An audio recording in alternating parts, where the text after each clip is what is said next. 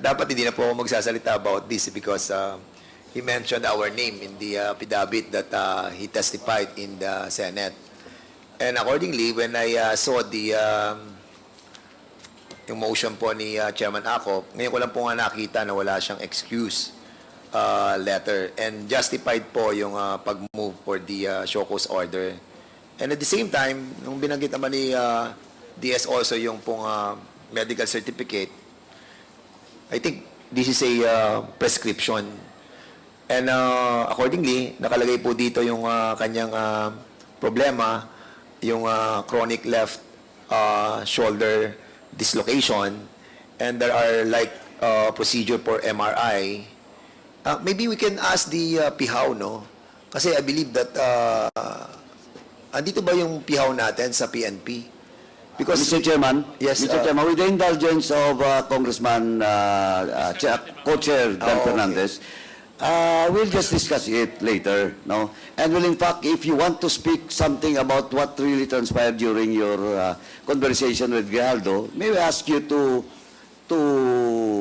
vacate your position as co-chair and be one of the spokesperson or the resource person. Yes, Mr. Chairman. As a matter of fact, that's what I intend to do, to inhibit myself in the discussion about this issue. And together, maybe with Chairman Abante, we will be trying to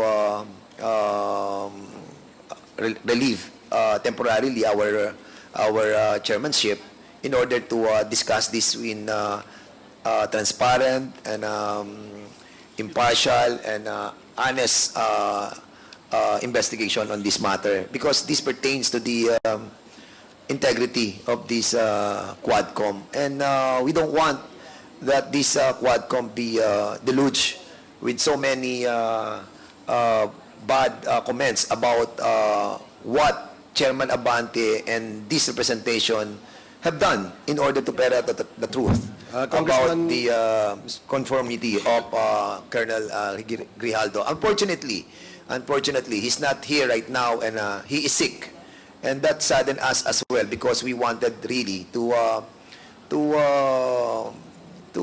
members to ask him about what really happened, if there was really indeed a coercion and harassment that was done by Chairman Abante and myself.